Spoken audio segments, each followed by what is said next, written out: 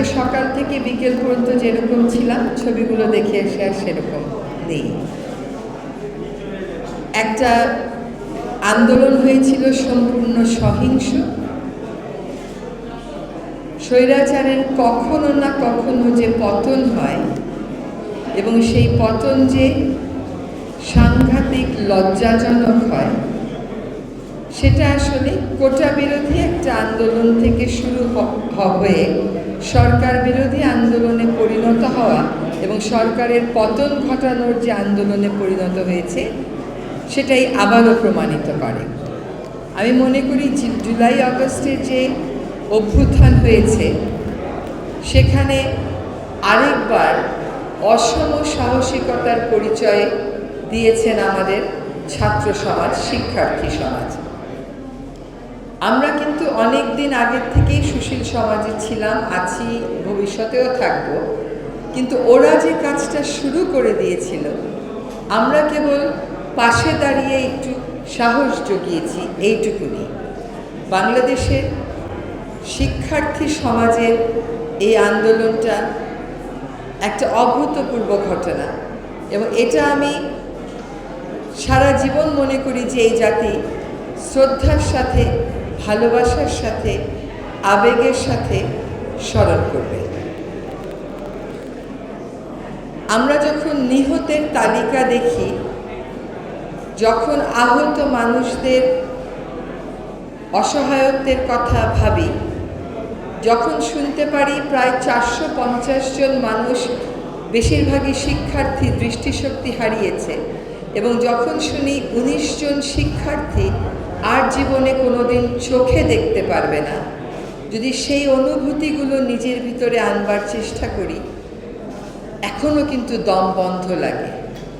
যে ছেলেটা 5 মাস আগেও ক্রিকেটার হতো, হবার স্বপ্ন দেখতো, ফুটবল খেলতো, পড়তো, চোখে সব দেখতে পেত, আজকে আর আমরা শত চেষ্টা করেও সেই ছাত্রদের চোখে, সেই শিক্ষার্থীদের চোখে আলো এনে দিতে পারবো না, তারা আর দেখতে পারবে না। এখন দেশকে স্বৈরাচার মুক্ত করার জন্য এই যে আত্মত্যাগ তারা করে গেল, এই আত্মত্যাগের জন্য তাদের জন্য আমরা কি করতে পারি, জাতিগতভাবে একত্রিত হয়ে আমাদেরকে সেই সিদ্ধান্ত নিতে হবে। এখানে সংকীর্ণ কোনো সাংগঠনিক বিবেচনা, সংকীর্ণ কোনো ব্যক্তিগত বিবেচনা, সংকীর্ণ কোনো দলীয় বিবেচনা প্রাধান্য পেতেই পারে না।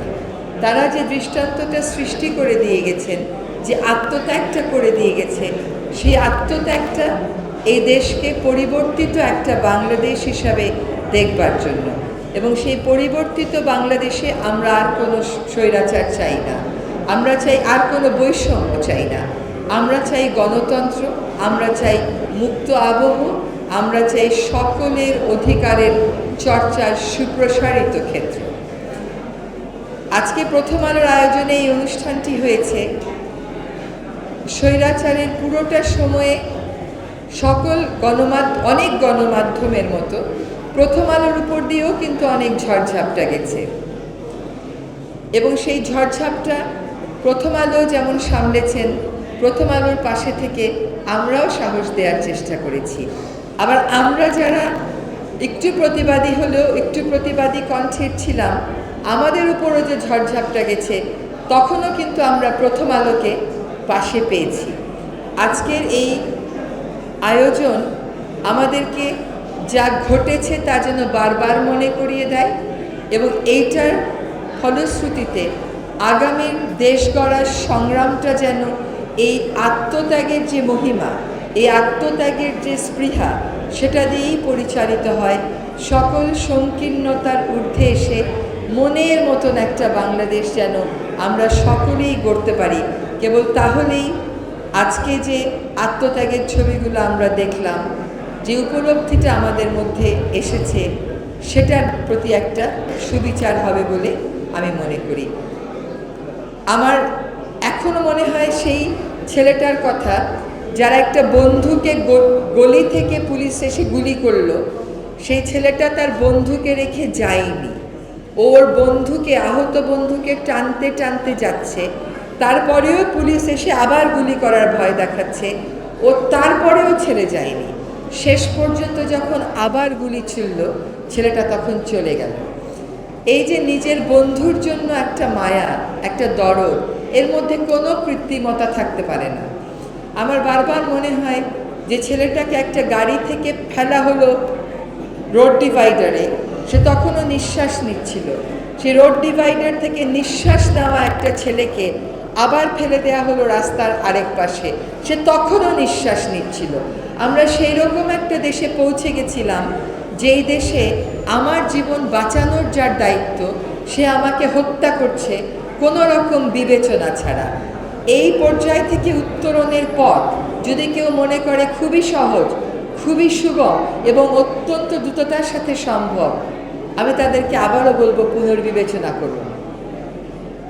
আমাদেরকে ওই বিষয়টি মাথায় রেখে যে কোথায় নেমে গেছিল সমাজ, সেখান থেকে তাকে আবার উত্তরণ ঘটাতে, সেই উত্তরণ ঘটানোর সেই রাস্তা কখনো সহজ হবে না, কখনো মসৃণ হবে না।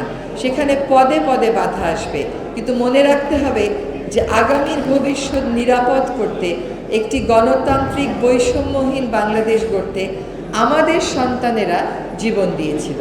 কাজে আমাদের পরবর্তী প্রজন্ম যেন সেই বাংলাদেশই পায় যে বাংলাদেশ পেতে তারা জীবন দিয়েছে, এটাই হোক আজকের প্রত্যয়।